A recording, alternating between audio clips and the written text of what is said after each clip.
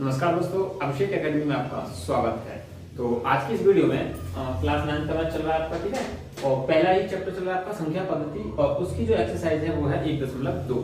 1.1 हमने पढ़ ली है अच्छे से, उसको नहीं देखा है आपने, जाके देख लीजिए, लिंक आपको डिस्क्रिप्शन में मिल जाएगा।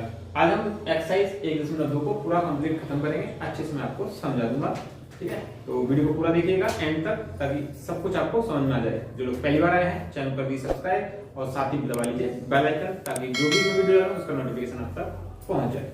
चलिए स्टार्ट करते हैं। देखिए प्रश्नावली 1.2 है, और पहला जो क्वेश्चन है इसका, ये आपका है ट्रू फॉल्स का, यानी सत्य और असत्य का है, ठीक है। तो सबसे पहला क्वेश्चन है, प्रत्येक अपरिमेय संख्या एक वास्तविक संख्या होती है, ठीक है। देखिए ये क्वेश्चन थोड़ा पहली एक्सरसाइज से संबंधित है। मैंने वहां बेसिक चीजें मैंने आपको पहले बता दी हैं, परिमेय संख्या, वास्तविक संख्या, ये सारी चीजें मैंने उसमें बता रखी हैं, तो वीडियो जाके देख लीजिएगा। क्या है कि प्रत्येक अपरिमेय संख्या, ठीक है, एक वास्तविक संख्या होती है। अब मैं आपको बता दूं कि जो वास्तविक संख्या होती है, ठीक है, वास्तविक संख्या होती है ये हमारी एक तो परिमेय और प्लस अपरिमेय दोनों से मिलकर बनी होती है, ठीक है। तो वास्तविक संख्या होती है वो परिमेय और अपरिमेय दोनों से मिले होती है। तो अब ये कह रहा है कि अपरिमेय संख्या एक वास्तविक संख्या है, तो आप यहां से देख सकते हैं कि अपरिमेय संख्या हमारी एक वास्तविक संख्या है, तो ये कैसा हो जाएगा, सत्य हो जाएगा, ठीक। चीजें बेसिक आपको जानकारी होनी चाहिए, ताकि क्वेश्चन ऐसे क्वेश्चन आए तो आप उसको कर सकें, ठीक है। एक बार समझ लीजिए, जो वास्तविक संख्या होती है वो परिमेय और अपरिमेय दोनों से मिलकर बनी होती है। तो यहाँ पूछा है अपरिमेय संख्या के बारे में कि अपरिमेय संख्या वास्तविक संख्या है, तो हम कह सकते हैं बिल्कुल है, ठीक है। तो ये बिल्कुल सही हो जाएगा। दूसरा है संख्या रेखा पर, जो संख्या रेखा हमने आपको समझाई थी, कह रहा है कि प्रत्येक बिंदु √m के रूप में होता है यदि m बराबर एक प्राकृतिक संख्या है, ठीक। तो देखिए समझ लीजिए इसको, संख्या रेखा होती है आपकी ये इस तरीका से, ठीक है। इसमें 0 होता है और इधर को होता है आपका पॉजिटिव होते हैं, इधर को सभी ऋणात्मक होते हैं, ठीक है। तो अब ये कह रहा है अंडर रूट में तो कोई भी वैल्यू हो नहीं सकती यहाँ पे, ठीक है ना।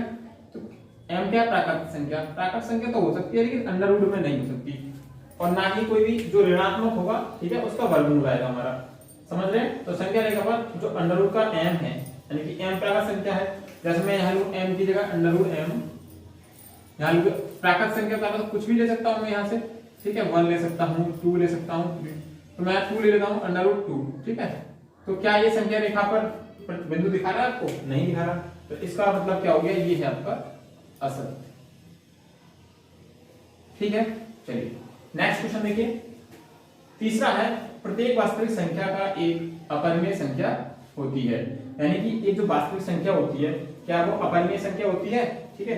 तो मैंने आपको बताया था कि वास्तविक संख्या आपकी ये रही, ओके। अब कह रहा है एक अपरिमेय संख्या होती है, तो अपरिमेय संख्या क्या है, देखिए जैसे मैं बताऊं, कोई वास्तविक संख्या ले लीजिए आप, जैसे 2 एक वास्तविक संख्या है, ठीक है, लेकिन ये अपरिमेय संख्या नहीं हो सकती।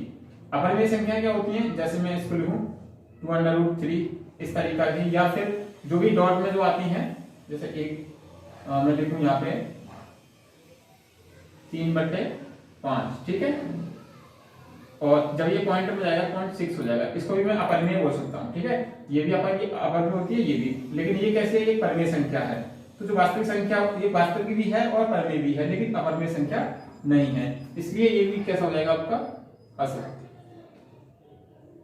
ठीक है। तीनों आपको अच्छे से समझ में आ गए होंगे, तीनों मैंने आपको अच्छे से बता दिए हैं, पहले भी मैंने बेसिक चीजें बता रखी हैं, तो उन्हीं से संबंधित ये हैं, तो आप इसको अच्छे से पढ़ लीजिएगा।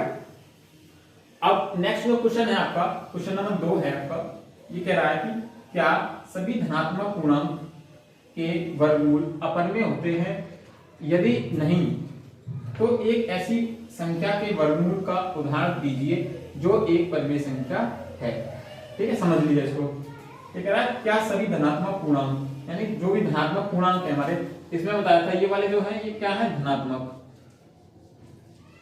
ठीक है। ये कैसे हैं, धनात्मक है। दोबारा समझ लीजिए, ये 0 है, इधर आएगा आपका 1 2 3, तो ये जो है ये वाले धनात्मक होते हैं, और इधर जब -1 -2 -3 ये सारे आपके ऋणात्मक होते हैं, ठीक है। अब ये कह रहा है कि सारे जो सभी धनात्मक पूर्णांक हैं, ठीक है, ये वाले धनात्मक जो पूर्णांक हैं के जो वर्गमूल अपरिमेय होते हैं कि नहीं।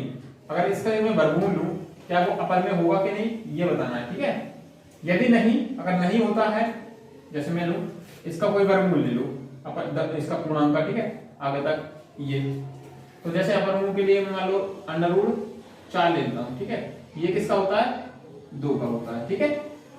तो अपरिमेय तो होते हैं कि नहीं, अपरिमेय कहां होते हैं, तो आंसर क्या हो जाएगा इसका, आंसर तो आप लिखेंगे नहीं, ठीक है। अपरिमेय नहीं होते, क्या होते हैं, वो परिमेय संख्या बन जाती है।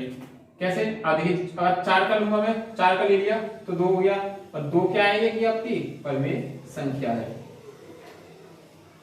ठीक है। समझ में आ गया, थोड़ा समझ लीजिए।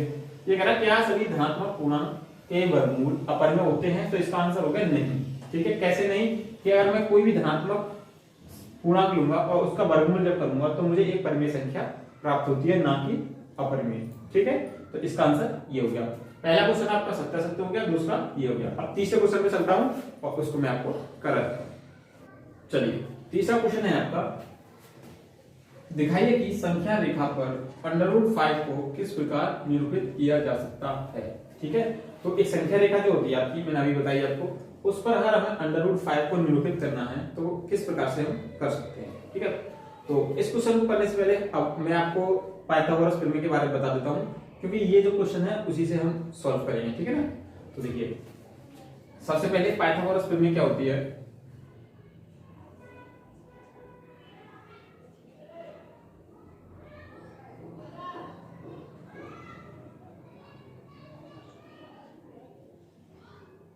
ठीक, ये आपका 90 डिग्री का होता है, इसके नीचे आधार होता है आपका, ये लंब होता है आपका, और ये होता है आपका,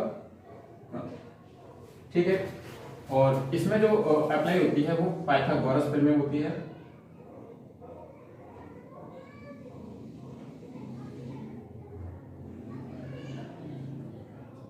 क्या होती है, कर्ण का वर्ग